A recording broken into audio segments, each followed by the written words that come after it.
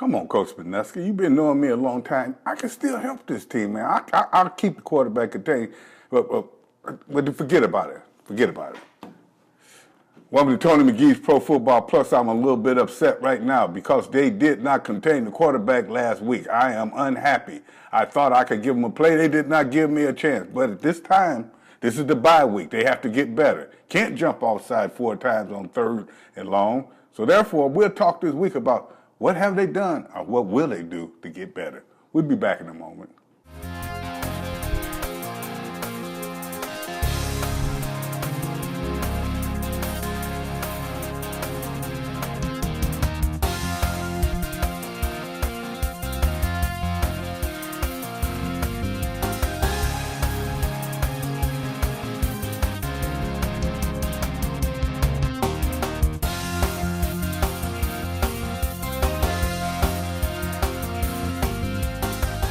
I'll have the langoustine lobster ravioli. For you, sir? The original call was for langoustine ravioli. Langoustine is a tiny kind of lobster. Slight shellfish allergy rules that out. Plus, my wife ordered the langoustine. I will have chicken tenders and tater tots. If you're a ref, you way over-explain things. It's what you do. If you want to save 15% or more on car insurance, you switch to Geico. Sir, we don't have tater tots. It's what you do. I will have nachos.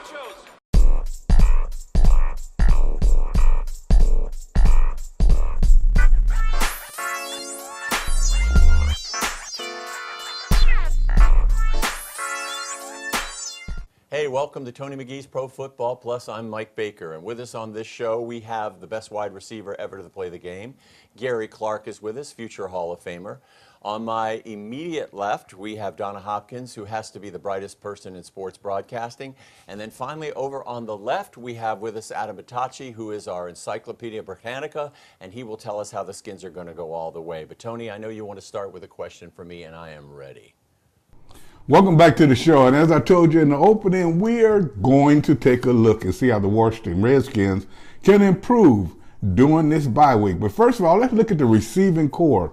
You got Pryor there. There's another big receiver. And you got Dobson, another big receiver. Now, Mike, I need to ask you a question. Do you think these guys have performed up to the measures that you thought they would prior to the season? Not saying player prior. But at the same time, do you think they can get better? Will they be big players in the league? You need to tell me this. Tony, I have prepared a graphic in response to your question, and I think Terrell Pryor and Josh Doctson are going to be the best tandem in the NFL when it comes to wideouts within 3 to 4 weeks. Take a look at this graphic. I'm calling them the Towers of Power.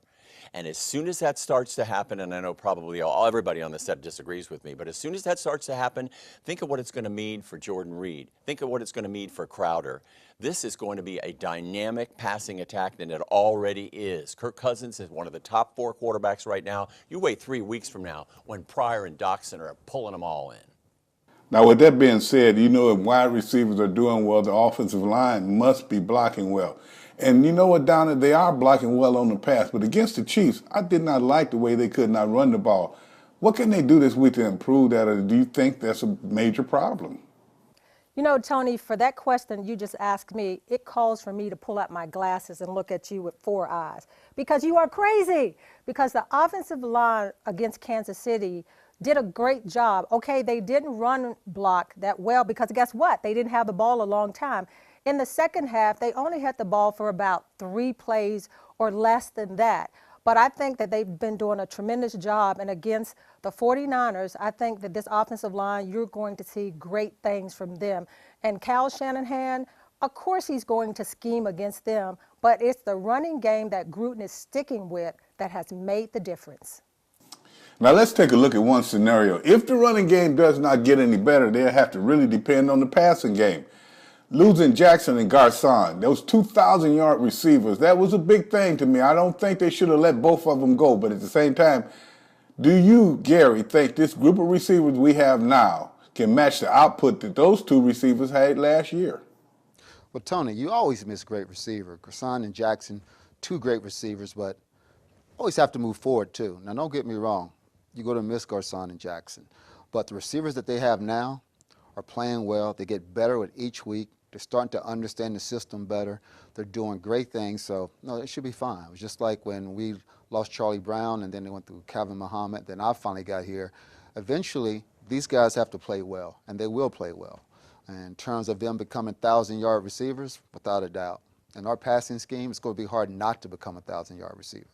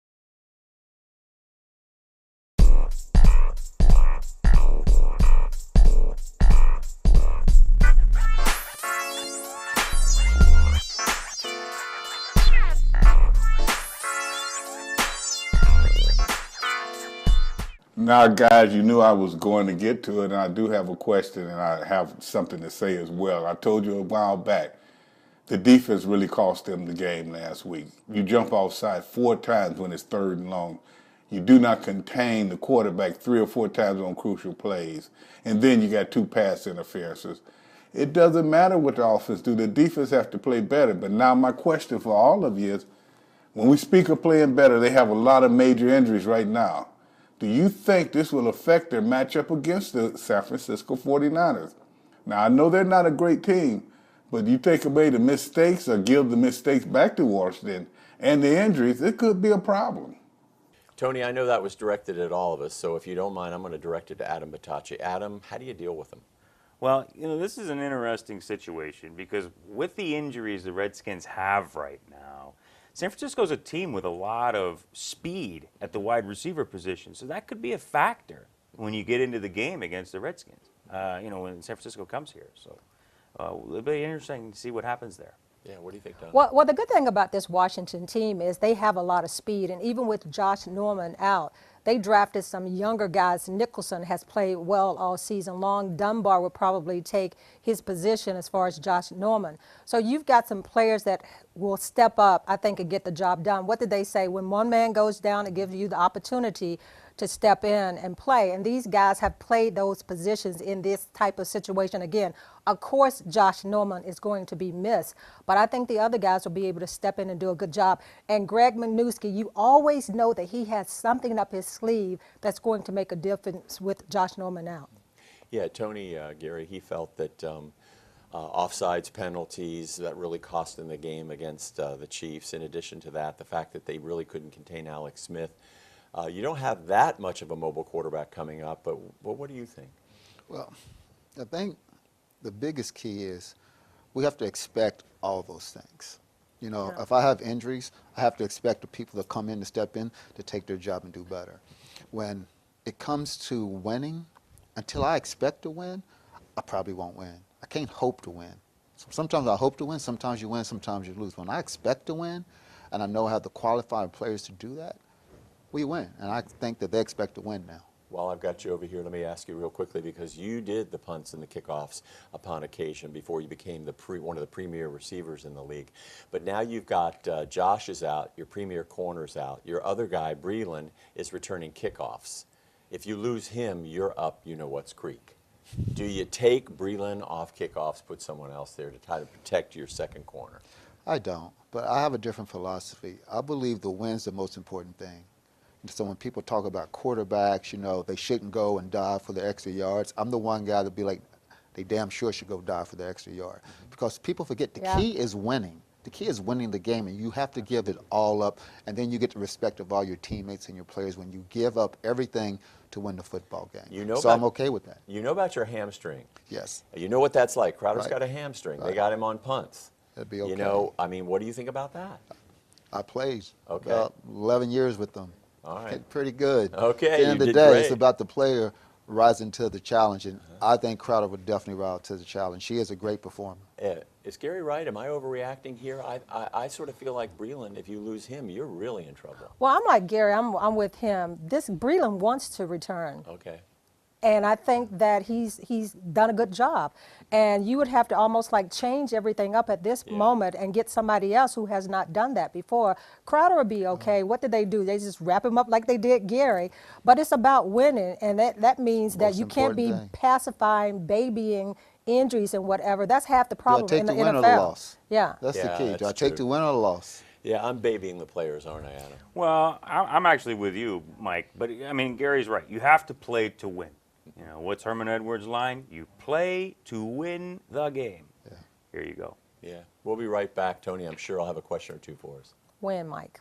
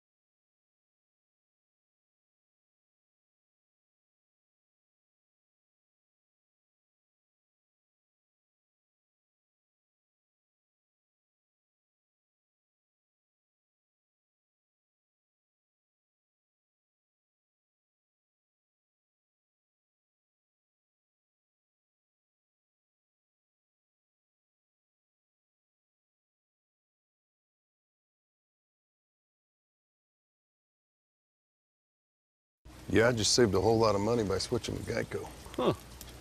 We should take a closer look at Geico. You know, Geico insures way more than cars, boats, motorcycles, even RVs. Geico insures RVs? What's an RV?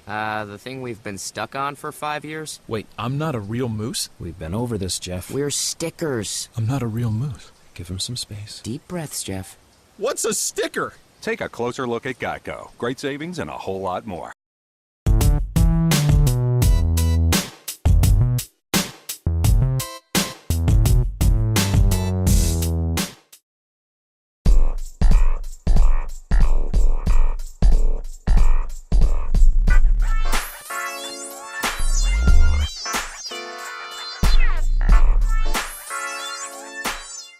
Now we need to talk a little bit about that San Francisco offense. Even though they're not a very good team, they average over 100 yards a game rushing. And Mike, you know, in the past, our team have had a little bit of problem with a good rusher. Do you think going against San Francisco, this defense can shut that run game down? Tony, that's a great question. But I'll tell you what, if you take a look, Frisco's averaging over 100 yards a game on the ground. That's true. But look where their yards are. They're up the middle. And for the first time, the Washington Redskins have some middle defense to shut down the run.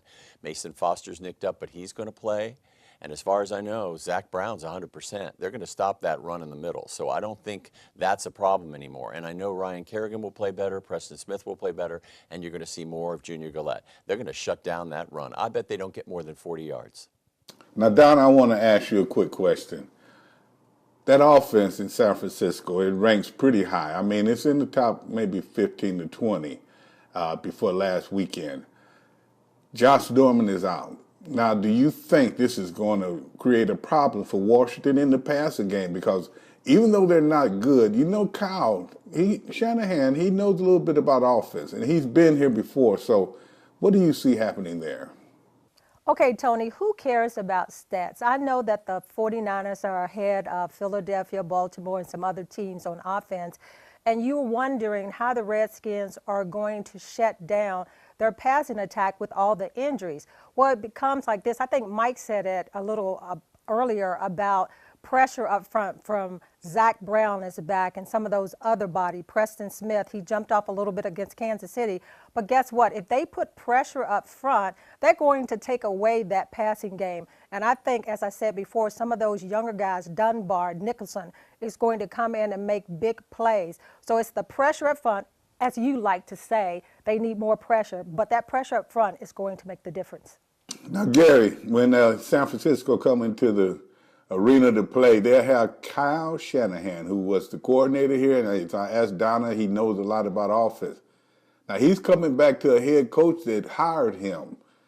Who do you think between the two will have the advantage? Will it be Jay or will it be Kyle? Now, if you ask me, I think Jay showed us when they played the Rams a little while ago that he know a little bit about stopping those young guns. But they think they're young guns, think they know everything. You know, Kyle, he the guy that called passes in the Super Bowl when they should have been running the ball. So you tell me who you think has the advantage. Well, that's a good question, Tony. I think Jay's going to take it, though. Jay doesn't want another offensive coordinator coming here that used to be the coordinator for the Washington Redskins coming into town to outdo him. He's a very powerful man. We know his family's a very prideful family. So give it to Jay. Jay's going to have things under control. He's done a great job, an outstanding job thus far this season with the Redskins offense. The guys look like a brand new offense. They look great.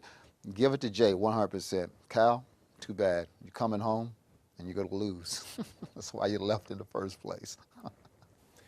Tony, I think you did a great job with those questions, and we've got one for Adam. You know, Adam, this team, San Francisco, is not a walkover. Did you know that they are ranked ahead, are you ready for this, of Oakland and Philadelphia and the Cardinals in overall offense in the NFL, at least up until this past weekend? This is not a walkover team. No, it isn't. Kyle Shanahan is one of the best offensive minds in NFL history. He has a proven track record at getting teams to score points, and he'll do the same this week against the Redskins. Is it a close game? I think it is, but I think the Redskins are clearly the better team, so I think they should pull it out. Well, we're going to find out what it means not to have Josh Norman, that's for sure. That's right. We'll take a break, Tony, and then we'll be back. Coney Island has been around for a long, long time. Reminds me of how Geico has been saving people money for over 75 years. First date? Hey, big guy, come on in. Let me guess your weight. Win a prize. Sure, why not? 12 ounces? Sorry, mate, 4 ounces. I've been taking the stairs lately. You win, big guy. Sorry. Excuse me. Wow, he looks so much more real on TV. Yeah. Over 75 years of savings and service. Get your rate quote today.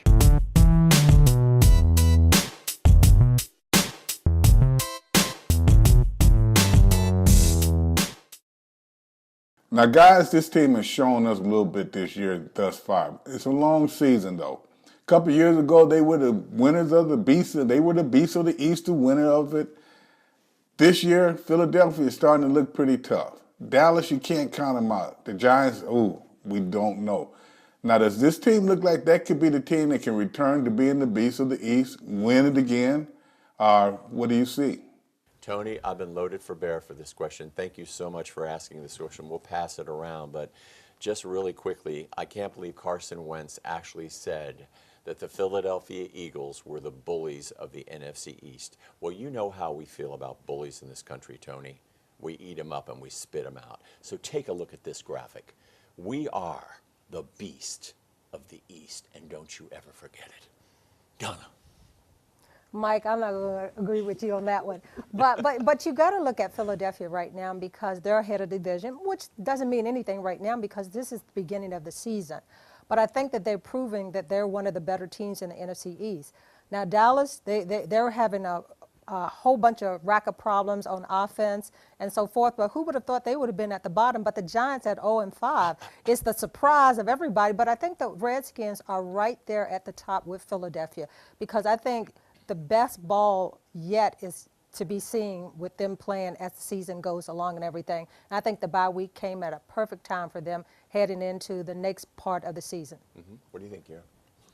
I think there's two really good teams in the East, and it's Philadelphia and it's Washington. That's what I think at this point in time. And unfortunately, Philadelphia beat us the first time, but we're on the rise, without a doubt. We will be the Beast of the East. Yeah, I think so.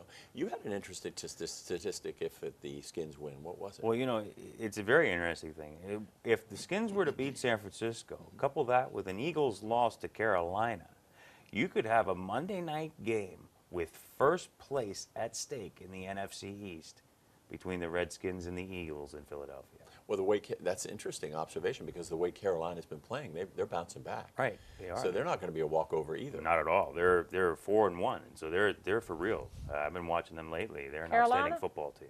I don't know about all that. I Oh, mean, I I do. think they're okay, but I don't think they're such a great team as in past years. If you're Jay Gruden, do you take that comment that Carson Wentz made that they are the bullies of the NFC East? Do you post that in the locker room, or do the players care? I don't think they care. That it comes a point that, like Gary said earlier, they just got to go out and play, and they just want to win at this moment. Doesn't care about that's just talk. Yeah. Did your coach Gibbs do that? Did he take any headlines and ever post them around the locker room to motivate you guys? Sure. Okay. Sure, coaches do that, but you have to expect to kick the bullies' butt at the end of the day. Yeah. You have to expect to win. If you expect to win, they'll win. That's the way you got to go about their game, and they're a good enough team that they should expect to win. Yeah. Well, I think it's interesting. I don't even remember the last time that a quarterback made a comment like that, but I guess it's just to motivate his own team. Yeah. But I like that. I talk trash. It's okay. Yeah. I like that. I don't know. I love Kirk. I think he's got too much class for that. Let me ask you a quick question. You mentioned this on the No, break. Mike, This is you like interesting. that. I like class. Are we seeing the denouement of a generation of quarterbacks in the NFL? Roethlisberger having problems, Carson Palmer having problems, some of these other mainstays, Eli Manning having problems. Is this the denouement of these guys? Well, you know, it actually tells you just how hard it is to do what Brett Favre pulled off by playing all those consecutive games. Right now, Eli Manning has the longest streak of consecutive starts in the NFL. And right now, he's really struggling. His Giants are 0-5. Roethlisberger's having a lot of health problems injury-wise. And, of course, Carson Palmer isn't the same player he used to be. So it shows you just how hard it is to play at an older age. Oh, man, the 30s It are also tough. shows you that how good your team is. Yeah. You know, at the end of the day, your quarterback is only good as your line and your receivers and your running back. It's just what it is at the end of the day. And the Giants, and if you look at their offensive line, it's just not that good this year. And the receivers, they lost 4 of those in last week's game. They don't have a running game. That's half the problem. You can't run the ball, you're going to be ineffective. So it's not so much the quarterback play. Ben, right now, you look at that Pittsburgh team, they're struggling because of all of that. All right, we got to take a break. We'll be right back. Ah, the Ravens, never fleeting, still are winning, still are winning. But when the pests come knocking at your door, and the bees that bumble sound like the roar of the stadium's rumble, and you see the ants and roaches creeping and crawling as the moonlight hits the floor, have no fear, for PMSI will rid you of those pests to scamper and scatter on your floor. Once they treat, nevermore. Before you fans watch this pre-recorded commercial that I have about pest control, and that's part of our new segment, which we call What's Bugging You. Now, when you see PMSI, you know that they're pest control, but some of the animals that you see are animals that they have rescued. So that's another problem. If you have that kind of pest in your house and you do not want it, they can take care of that as well. Welcome again to What's Bugging You. When we say what's bugging you, we want the NFL fan to tell us what's bugging you about the NFL. But each and every week, we bring on snakes, we bring on reptiles, we bring on animals, we bring on everything. Mike, what are you holding over there? He is a sweetheart. He really is. Tell me, what actually is his name? His name is Senor Guapo, which means Mr. Handsome, and he's an Argentinian black and white tegu lizard, and he's getting a little squirmy, so It's you can just okay. put him up here if you want. All right. I got it. Make sure you got him, Mike. Here, You I want me to can take the him. snake? There we go. I got him. Okay. He was calm. Trust me. He was calm early. Anyway, Patty, tell me about what's bugging our guests this week. Well, I'm Patty from Pest Management Services, and I own a pest control company for over 30 years, family owned and operated. We do residential commercial pest control. We exterminate the things that these guys eat, like mice and bugs and rodents. So we're here today to know what's bugging you with the NFL. So we have Nick here with Compass Realty, who's going to tell us what's bugging him. Hi, my name is Nick Dork, and I'm a realtor with Compass. And the thing that's bugging me most about the NFL these days are the rules in place to protect the quarterbacks. I'm an old school guy. I like to watch that hard hitting. And these poor defensive players out there, you know, they were training their whole lives to get to the quarterback. And it's just a shame, but once they finally get there, they can't even hit the guy anymore. They hit him below the knees, they get penalized. They hit him anywhere around the face, they get penalized. I mean, I understand it's a safety concern, but I still think that once they get the opportunity to get in, they should be able to lay a good hit on them, and that's what's bugging me about the NFL today. Hey, Nick, thank you, because that's what's bugging me, guys. I played 14 years in the league, and you can't touch quarterbacks now. They get paid more than anybody. I know you two ladies are not going to talk about that, but that's just like these animals here. You can't touch them. The rules right now have taken a lot from the game, and, you know, this would make it joyful. You guys to bring these animals on here because we can't touch those either, and that's what's bugging me. And we'll be back next week to see what's bugging you.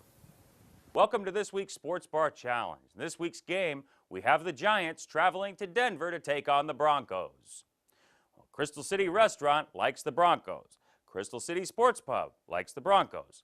Hard Times likes the Broncos. Henry's Ale House likes the Broncos.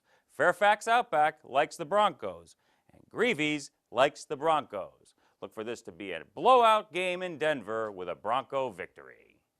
Hi, everybody. You know, Gary and I are at it again because October is Breast Cancer Awareness Month.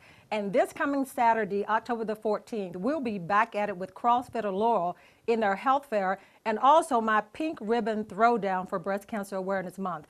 Gary, you were a part of that, right? I crushed it the first year. He was crying the first year. And I have Did you pictures. videotape that? I do. I have that. Okay, so maybe tell the I was truth. crying a little bit. But it was for a good just cause, a little right? bit the first year. No, it was a lot. But it was for a good cause, great right? Cause, great cause, yes. And we'll be back out there again with a lot of vendors, healthcare vendors who will be able to educate you about all kind of health tips. And we even got a food truck, so you don't have to go anywhere. And the most important part of this is it's free to the public. So come on out to CrossFit of Laurel this coming Saturday, October the 14th, to throw down for a cause. Gary, he won't be showing up this time because he's still hurting for 3 years. I accept all challenges. CrossFit of Laurel is coming Saturday. Accept all challenges. Hey, Tony, what's up? This week, your Redskins take on San Francisco. Unfortunately, here are 3 reasons why the Niners will win.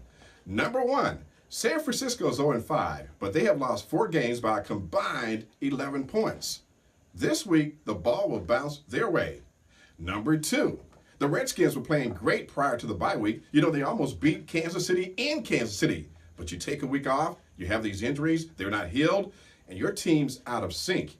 And the 3rd reason why San Francisco will come to Washington and upset the Skins is because of the Shanahan effect. Remember a few years ago when Mike Shanahan was your head coach? They had RG3, they were rolling, then things went sour, and they fired Mike Shanahan, his son, and the entire staff. Well, this week in the pregame speech, Kyle Shanahan will say, "They fired my daddy.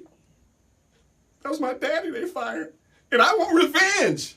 And they're going to get it in Washington. Hate to be the bearer of bad news, but that's the way it is.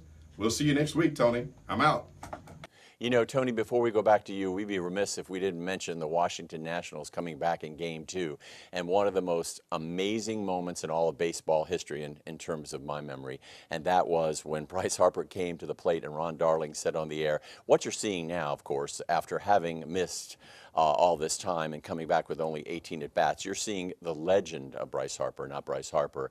Seconds later, he hits a 2-run homer to tie the game. I'm telling you, Bryce Harper is the real deal, and I love being in this town watching him play. In the picks this week, Los Angeles Chargers at Raiders. Tony's got Raiders. Donna's got Raiders. Gary and Mike have Chargers. Green Bay at Minnesota. Everybody Green Bay. Detroit at New Orleans. Tony's got Detroit. We all have New Orleans. Chicago at Baltimore. We all have Baltimore. Tampa Bay at Arizona. Tony and Donna are going down at Tampa Bay. But Gary knows Arizona, so I picked Arizona, and that's what we have for the tips this week. And with about 6 or 7 seconds left, Tony, I know you've got the last word, and I know you're going to tell us how we can beat Frisco and give us your tip of the week. We love you, Tony. Come back next week. Now for my tip of the week. My tip of the week is don't let the record fool you. Play to win, Washington. Play the whole game. Eliminate the mistakes, but don't let the record fool you. Now, we'll be back next week. I'll be back in the studio next week. But until that time, as I always tell you, I don't say goodbye. I say in the minute. We're proud to announce Tony McGee's Pro Football Plus Scholarship Contest is back yet again this year. Eligible candidates will receive laptops if indeed your composition is selected. If you are a graduating high school senior, send in your composition. The subject this year is what can your generation do to impact how social media has affected our nation's security? So get those essays in.